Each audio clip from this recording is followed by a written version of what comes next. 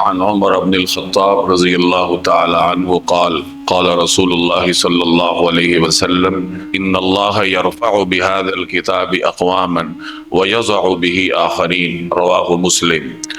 حضرت عمر رضی اللہ تعالی عنہ کی روایت ہے کہ نبی کریم صلی اللہ علیہ وسلم نے ارشاد فرمایا، جس کا مفہوم یہ ہے کہ اللہ تبارک و تعالی اس کتاب کی وجہ سے، یعنی قرآن کریم کی وجہ سے بہت ساری اقوام کو رفعتیں، بلندیاں عطا کرتا ہے، اور اسی کتاب کی وجہ سے بہت ساری اقوام کو ذلت سے دوچار کرتا ہے۔ یہ صحیح مسلم کی روایت کا مفہوم ہے۔ قرآن کریم ایسی کتاب ہے، اگر اس پر عمل کیا جائے، اس کے حقوق کو پورا کیا جائے، تو اللہ تعالیٰ ایسے لوگوں کو ترقیاں عطا کرتا ہے جو انہیں اسی قرآن کریم کے ساتھ وفا کی وجہ سے ملتی ہیں۔ اور اگر کوئی آدمی اس کو وقت نہیں دیتا، اس کو سمجھنے کی کوشش نہیں کرتا، اس پر عمل نہیں کرتا، تو اللہ تبارک و تعالی قرآن کریم کے ساتھ بے وفائی کرنے کی وجہ سے اسے ذلتوں سے دوچار کرتا ہے۔ گویا کہ قرآن کریم کے ساتھ وفا کرو گے تو بلندیاں ملیں گی، بے وفائی کرو گے تو ذلتوں سے دوچار ہونا پڑے گا۔ حضرت عمر رضی اللہ تعالی عنہ اس روایت کے راوی ہیں، اور انہوں نے کئی مواقع پر اس روایت کا ذکر کیا ہے۔ ایک مرتبہ اپنے زمانہ خلافت میں وہ عثمان کے مقام پر تھے، جب ان کے پاس کسی علاقے کا گورنر آیا۔ اب حضرت عمر ہی گورنر بنایا کرتے تھے، تو کسی علاقے کا گورنر آتا ہے خلیفہ کے پاس، تو خلیفہ ان سے پوچھتے ہیں کہ آپ تو اپنے صوبے سے آ گئے ہو، پیچھے جانشین کس کو بنا کے آئے ہو؟ گورنر یا کوئی جب جاتا ہے کسی کو چارج دے کر جاتا ہے نا کہ میرے بعد حالات دیکھتے رہو۔ تو حضرت عمر نے پوچھا کہ چارج کس کو دے کر آئے ہو؟ تو اس شخص نے کہا، اس گورنر نے کہا کہ جی فلاں شخص کو دے کر آیا۔ تو حضرت عمر نے پوچھا کہ وجہ کیا بنی، یعنی جو اسے چارج آپ نے دیا ہے تو اس کی کیا کوالیفیکیشن تھی، کیا چیز تھی اس میں؟ تو اس گورنر نے کہا کہ امیر المومنین وہ قرآن کریم سب سے زیادہ جانتا تھا۔ پھر حضرت عمر نے یہ حدیث دوبارہ پڑھی اور فرمایا کہ نبی نے سچ فرمایا تھا، ان اللہ یرفع بہذا الکتاب اقواما، کہ اللہ اسی کتاب کی وجہ سے لوگوں کو بلندی عطا کرتا ہے۔ اب اس کو جو تم چارج دے کر آئے ہو، گورنر بنا کر آئے ہو، تو وجہ یہی بنی ہے کہ اس نے قرآن کریم زیادہ پڑھا ہوا تھا۔ کئی سارے صحابہ ایسے تھے جو کہ قرآن کریم پڑھنے میں امتیاز رکھتے تھے۔ ویسے تو ہر صحابی کی نسبت قرآن کے ساتھ تھی، لیکن صحابہ کے معاشرے میں بھی کچھ ایسے حضرات تھے جن کا قرآنی ذوق معروف تھا، صحابہ کے ماحول میں بھی معروف تھا۔ جیسے حضرت سالم ہیں، حضرت سالم معروف صحابی ہیں۔ ابتدا میں یہ غلام تھے، یہ بچپن میں ایران سے قید ہو کے آئے تھے۔ اس زمانے میں آپ جانتے ہیں انسانوں کی خرید و فروخت ہوتی تھی، جنگوں میں غالب قوم مغلوب قوم کو پکڑ کے لے جاتی تھی، غلام بنا لیتی تھی، منڈیوں میں بیچا کرتی تھی۔ تو یہ بھی ایران سے بچپن میں کہیں قید ہو کر آئے تھے، مدینہ کے بازاروں میں بکتے تھے۔ ایک خاتون تھی حضرت سبیتہ رضی اللہ تعالی عنہ، انصاری خاتون ہے، مدینہ کے رہنے والی۔ انہوں نے ان کو خرید لیا، یہ لڑکے تھے۔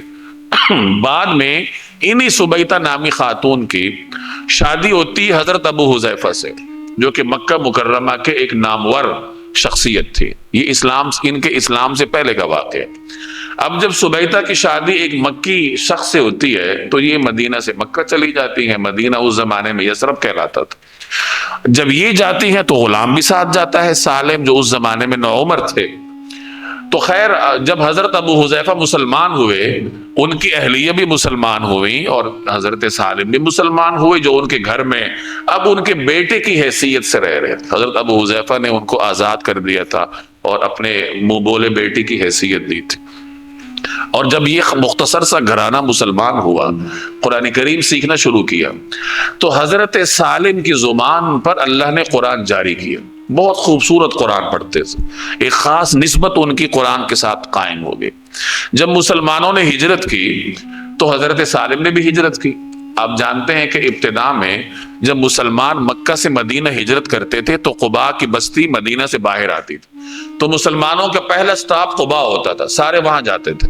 حضرت سالم پہلے آ چکے تھے، وہ وہاں موجود تھے، اور جب مسلمان وہاں آتے تھے تو حضرت سالم ان کو نماز پڑھایا کرتے تھے، اور ان کے پیچھے بڑے بڑے لوگ نماز پڑھتے تھے، حضرت عمر، بڑے بڑے صحابہ کرام، جلیل القدر صحابہ کرام، جن کا اسلام میں بھی مقام تھا اور ویسے بھی عرب سوسائٹی میں قومیت کے اعتبار سے بڑا مقام رکھتے تھے۔ عربوں میں نسب چلتا تھا، جس کا نسب عالی ہوتا تھا، خاندان کا سردار ہوتا تھا، تو اس کو ایک اور مقام سے دیکھتے تھے۔ خیر اسلام نے تو پھر وہ چیزیں تبدیل کر دی۔ بتانے کا مقصد یہ ہے کہ وہ صحابہ جو اسلام سے پہلے بھی سردار تھے اور اسلام کے بعد بھی سردار بنے کیونکہ دین پہ عمل کی وجہ سے، ایسے بڑے بڑے صحابہ حضرت سالم کے پیچھے نماز پڑھتے تھے۔ کیوں؟